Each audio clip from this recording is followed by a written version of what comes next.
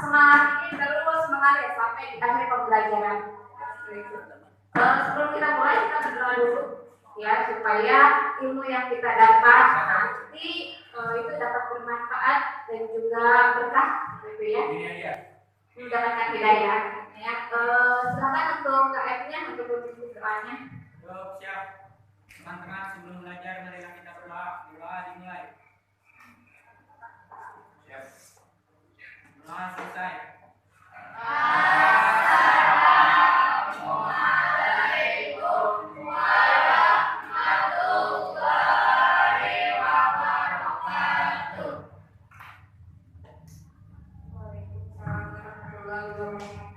Selanjutnya Ibu akan cek kehadiran dulu apakah semuanya lengkap atau tidak.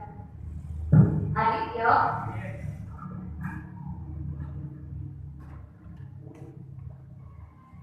Adin ke sana.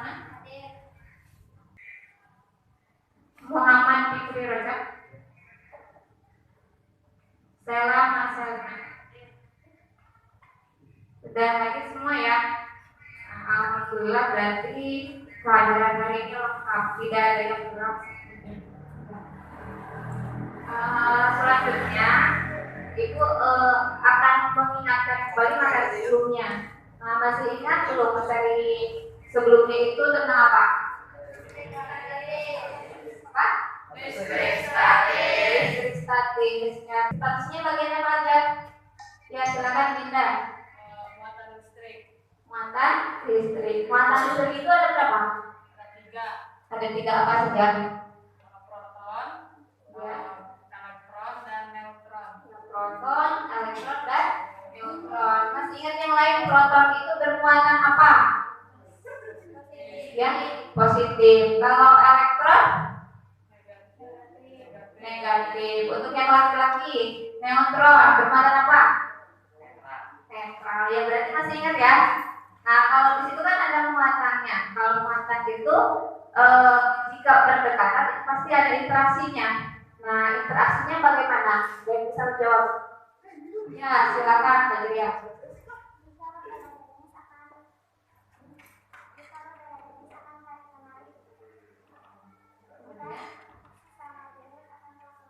Nah kalau berbeda jenis akan tarik menarik, kalau sesama jenis akan tolak menolak. Ya luar biasa sekali, berarti masih ingat ya pertemuan sebelumnya tersebut.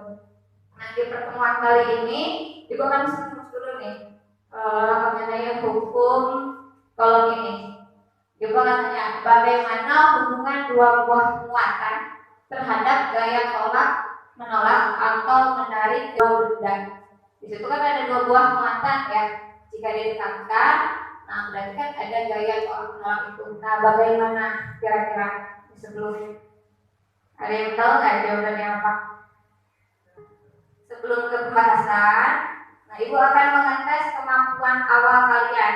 Di pertemuan sebelumnya kan Ibu sudah mengingatkan bahwa pertemuan berikutnya akan kita bahas mengenai hukum kolom, itu ya. Jadi apakah kalian benar-benar mencari informasi baik dari buku atau internet ataupun sumber lain untuk mempelajari hukum kolom tersebut ya sebelum kita bahas di pertemuan kali ini ya.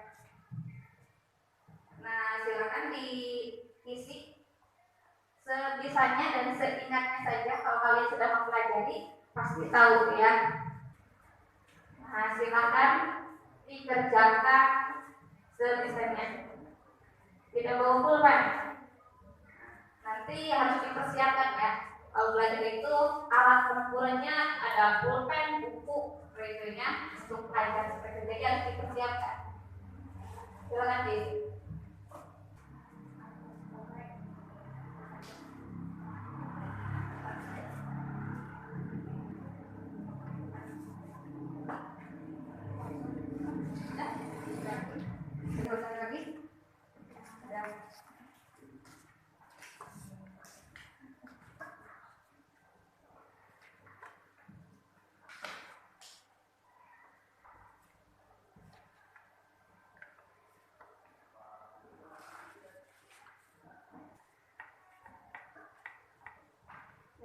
Gimana sudah? Mau kebingungan?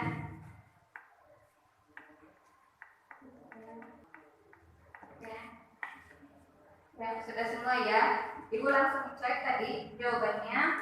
Ada beberapa jawaban yang benar, ada juga beberapa jawaban yang salah, kemudian ada juga yang tidak dikerjakan ya. Mungkin bingung mau jawab apa gitu ya. Nah, tidak apa-apa, ini cuma cerita saja kemampuan awal kalian apakah memahami atau tidaknya seperti itu ya. Sebelum kalian mempelajari materi berikutnya, gitu ya.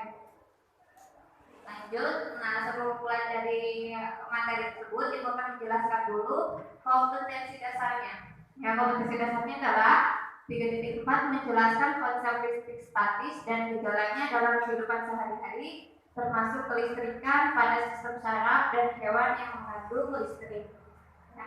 Selanjutnya, indikatornya yang dibahas ada 3.4 yaitu menjelaskan faktor-faktor yang mempengaruhi daya kolom golongan listrik. Kemudian 3.4.5 menganalisis interaksi dua benda terhadap jaraknya. Kemudian 3.4.6 menghitung besar daya kolom. Dari indikator tersebut nanti dapat tujuan pembelajaran kali ini. Ya, tujuan pembelajaran kali ini adalah melalui kegiatan mandiri dan diskusi kelompok, peserta didik dapat pertama menjelaskan faktor-faktor yang mempengaruhi besar daya kolom dua muatan dengan benar.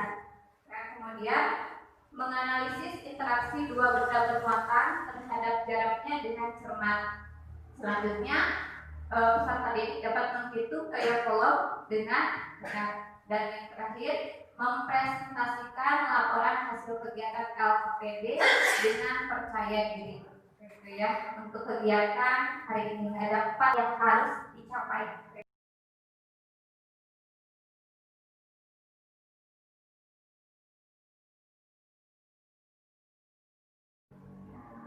Selanjutnya Ibu akan mengulang kembali sambil video ya, tayangan berikut kalian perhatikan dan simak baik-baik.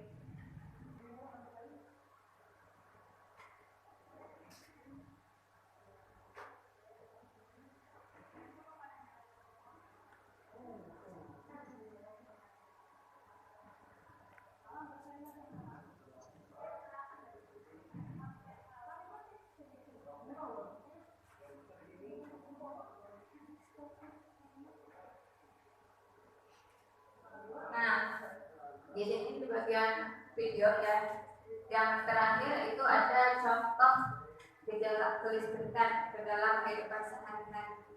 Dari video tersebut ada yang mau menanggapi tidak tayangan video tersebut?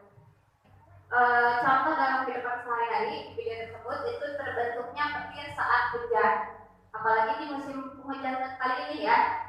Kalian pernah melihat petir? Pada saat kapan?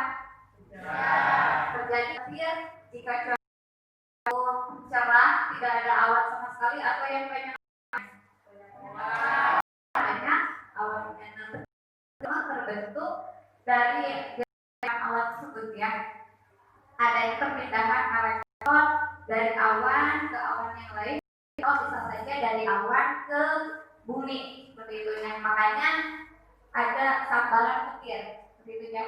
Nah, biasanya untuk petir itu sendiri menghampiri daerah yang bagaimana? Di tempat yang seperti apa? Tempat yang tinggi, gitu ya, ke tempat-tempat yang tinggi. Misalkan apa tempat yang tinggi itu? Pohon.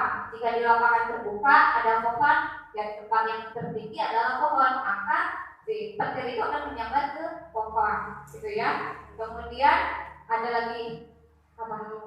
Gedung yang tinggi seperti itu ya. Biasanya gedung yang sangat rentan sekali karena posisinya lebih tinggi daripada yang lainnya, apalagi di kota ya. Di perkotaan itu gedung tinggi sangat banyak seperti itu ya. Jadi sangat rentan untuk tersambar. Nah, dari itu manusia gitu ya, dengan akal mendapatkan teknologi baru, yaitu adanya penangkal petir gitu ya. Jadi kalau ada sambaran petir menghampiri gedung, ditangkal oleh penangkal petir tersebut, nanti dialirkan lalu bawa ke tanah elektron. Jadi elektron itu berpindah dari penangkal petir ke tanah, sehingga tidak menyebar ke dalam gedung tersebut. Ya, sehingga kan orang-orang yang ada di dalam gedung itu tidak tersambar petir. Nah, itulah manfaatnya dari gejala listrikan tersebut. Ya, contoh lain ini, kalian pernah nggak membayangkan atau membayangkan gejala listrik statis yang lain? Contohnya, tadi kan dikatakan ada perpindahan elektron. Perpindahan elektron ini seperti adanya magnet, tapi memang bukan magnet, begitu ya. Kira-kira ada nggak contohnya? Ya, apa salah? Ketika saya mematikan televisi dan mama didekatkan ke layar televisi, lampu halus yang ada di tangan akan berdiri. Ya, mungkin semuanya pasti pernah mengalami seperti saya ya. Pada saat kita nonton televisi, kemudian kan nanti dimatikan televisinya ya. Nah, pada saat mau mematikan itu bisa ternyata si rambut-rambut di tangan itu pada nempel ya, seperti tertarik gitu ya ke layar televisinya, seperti itu ya. Itu kan seperti ada magnetnya, tapi kan memang bukan magnet, itu adalah gejala listrik statis, di mana pada saat layar TV itu dinyalakan, nah, terjadi kumpulan elektron di depan layarnya, seperti itu ya. Sehingga pada saat dimatikan ada benda yang dekat ke sana, yaitu tangan tadi. Nah, tangan kan ada bulu-bulu halus seperti itu, maka akan si elektron itu berpindah ke tangan. Jadi akan serasa ada yang menariknya, gitu ya. Nah, itu contohnya. Benar sekali hukum kolom di sini. Hukum kolom yang berbunyi dua muatan yang berdekatan akan bekerja gaya tarik menarik atau gaya tolak menolak. Gaya tarik menarik jika muatan berlainan jenis, gaya tarik menarik itu jika muatannya berlainan jenis. Nah, begitu juga. Nah, untuk hukum kolom itu sendiri, kita dapat mengetahui besarnya hukum kolom dengan menggunakan rumus F sama dengan K dikali Q1 dikali Q2 per R kuadrat. Ya, Q1, Q2 muatan 1 positif, muatan 2 negatif. Anak panahnya sama ke arah kanan kiri, namun berada di dalam jarak antar muatan tersebut. Artinya interaksinya bagaimana? Tarik menarik, seperti itu ya. Kira-kira dari rumus ini mengerti tidak? Oke. Ya, kalau mengerti ya. Supaya lebih paham, sini kasih contoh soal. Dua muatan titik yang sejenis dan sama besar, A dan B sama dengan 0,1, maaf ya, 0,01 kurang mikrokolom pada jarak 10 cm. Nah, satu dari yang lainnya. Maka besar gaya tolak yang dialami kedua muatan itu adalah berapa? Ya. Jadi kita analisis dulu ya soalnya tersebut. Di sini yang diketahuinya apa?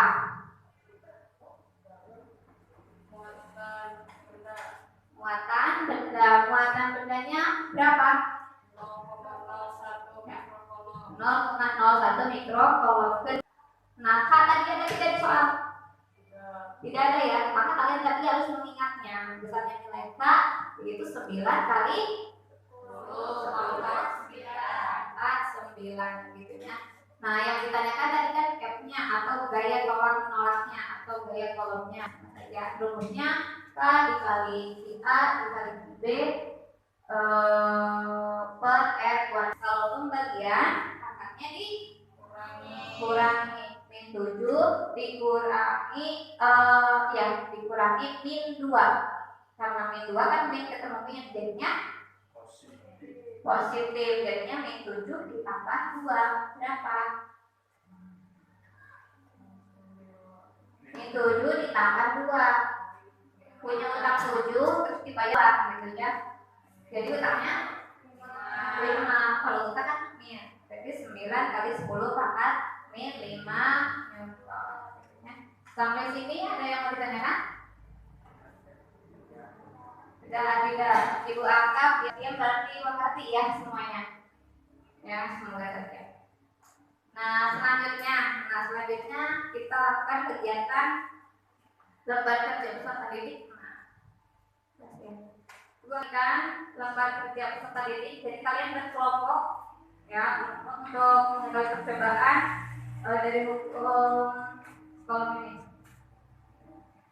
Ya, silakan dibagi kelompoknya saja. Ya, berhitung. Ya, 2, 3, 1, 2, 1. ya, 1 dengan 1, 2 dengan 2, 3 dengan 3. Silakan.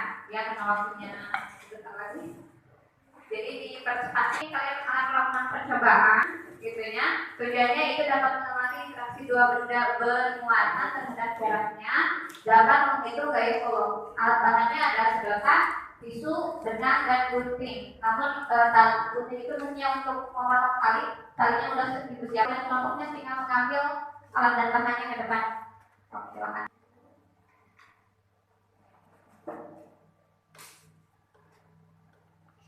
Warna biru 1, warna hijau 1.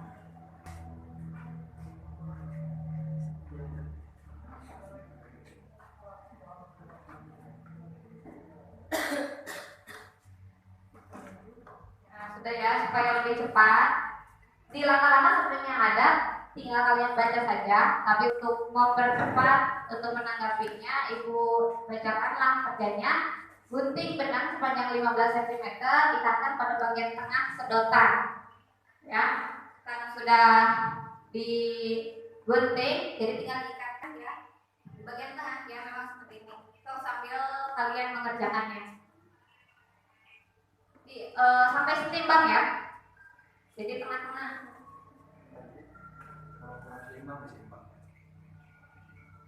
Nah, dia harus timbang seperti ini. Nah, selanjutnya gosokkan tisu pada salah satu ujung kedua sedotan A dan B, sedotan biru dan hijau. Nah, kalau kurang seimbang berarti kurang tengah. Digeser-geser. Ilman boleh membantu temannya. Yang digosokkan dua sedotan kita kan? Yang diikatkan dan yang tidak diikatkan. Nah, digosokkan secara tepat dan dihitung ya. Lihat waktunya, yang pertama adalah 30 detik dan yang kedua adalah 60 detik. Oke ya. Nah, digosokannya nah, kalau yang masih kurang paham, sedotannya didekatkan, kemudian digosokkan. Ini cepat. Ini kan waktunya. Ya. Udah? Belum. Tadi udah.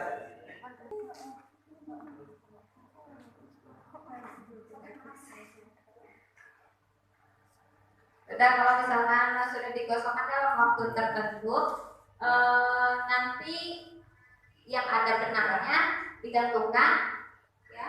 Kemudian ujung yang tadi kalian gosokkan dekatkan dengan ujung yang di dekat yang digosokkan tadi, yang diikatkan. Nah, dari interaksinya bagaimana? Nah, interaksinya bagaimana itu? Tarik-tarik ke kawan. Tolong ya. Pada jarak berapa ini?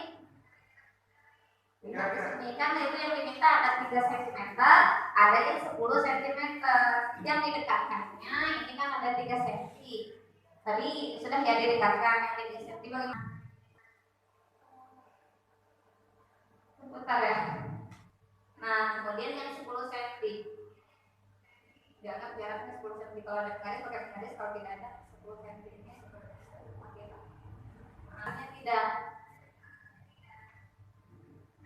Ada cuma sedikit dari gitunya. Hasilnya tinggal disapa saja di sana ya. Nanti kalian gosokkan lagi waktu yang lainnya. Kalau tadi berapa detik? 30, nanti dalam waktu 60 detik. Diulangi lagi, digosokkan lagi gitu ya. Ini sudah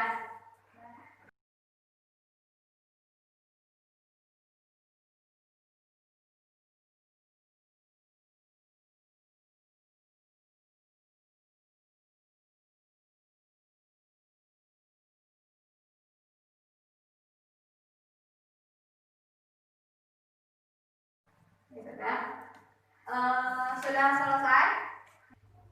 Mau ketemu enggak?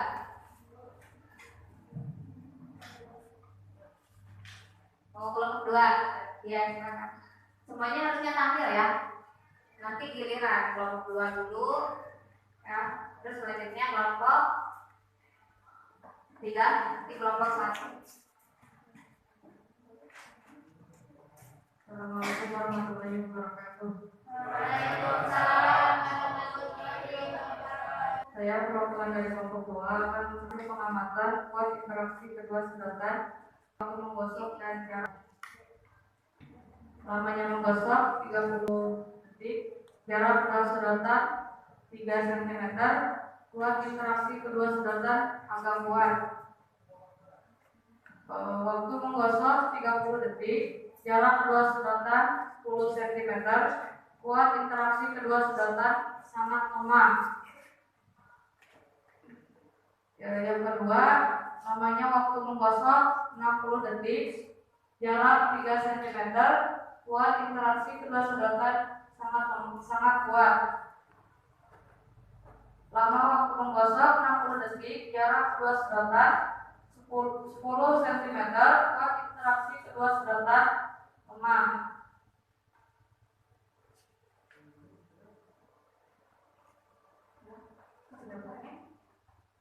Kesimpulannya, besar jarak kedua sedotan dan besarnya muatan mempengaruhi gaya tolak menolak atau tarik menarik. Sudah? Nah, itu hasil dari diskusi kelompok 2 ya. Ada yang mau menanggapi kelompok 1 atau kelompok 3? Ada tidak? Oh, ada. Apa?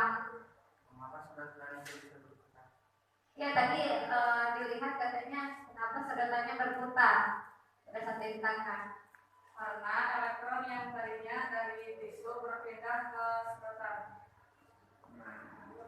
Elektron dari tisu berpindah ke sedotan, sehingga sedotan bermuatan negatif. Yang kedua sedotannya ya. Ada lagi? Ada. Ya, itu tambahkan. Memang benar pada saat digosokkan elektron dari tisu itu berpindah ke sedotan. Karena dua sedotan yang digosokkan, jadi kedua-duanya memiliki muatan negatif. Nah, karena dua-dua bermuatan negatif, jika didekatkan akan ada interaksi, yaitu tadi apa? Tolak menolak. Nah, sebagai reaksinya karena diikatkan tersebut, untuk menolaknya kan menjauh, jadi berputar dari itu saja. Nah, jadi kenapa sedotan berputar? Karena tadi ada interaksi dari dua muatan tersebut, yaitu sedotan A dan sedotan B. Ya, terima kasih atas pertanyaan dan jawaban dari kelompok 2 tersebut. Tepuk tangan untuk kelompok 2. Nah, selanjutnya, dari hasil percobaan tersebut nih, kalian dapat menyimpulkan apa saja faktor-faktor yang mempengaruhi gaya polong. Ada yang dapat menyimpulkannya? Iya, Ati, apa? Faktor yang mempengaruhi gaya polong adalah jarak dan besar kedua muatan. Iya, faktor yang mempengaruhi itu ada jarak dan juga besar muatannya ya. Bisa juga tadi untuk besar muatannya, semakin besar muatannya maka gayanya kan bagaimana? Semakin kuat atau semakin besar pula. Kalau jaraknya semakin jauh, tadi yang 10 cm, maka gayanya bagaimana?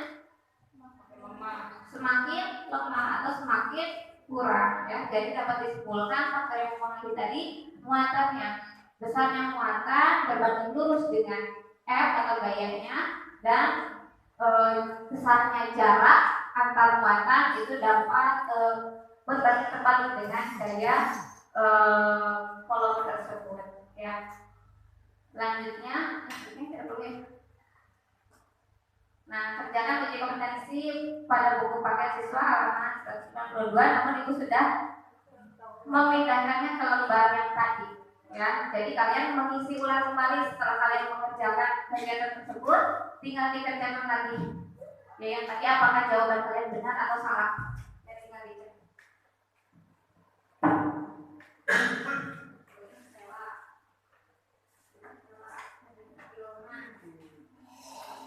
Dikerjakan ulang yang tadi, kalau jawabannya benar tinggal. Kalau jawabannya benar dan benar, kalau jawabannya tadi ada yang salah Fajria, bisa dibedakan kalau misalkan jawaban pertama menggunakan cangkang, kalau jawaban yang berbeda boleh menggunakan lingkaran seperti itu ya. Sudah? Sudah ya. Oh, berarti berubah ya. Nah.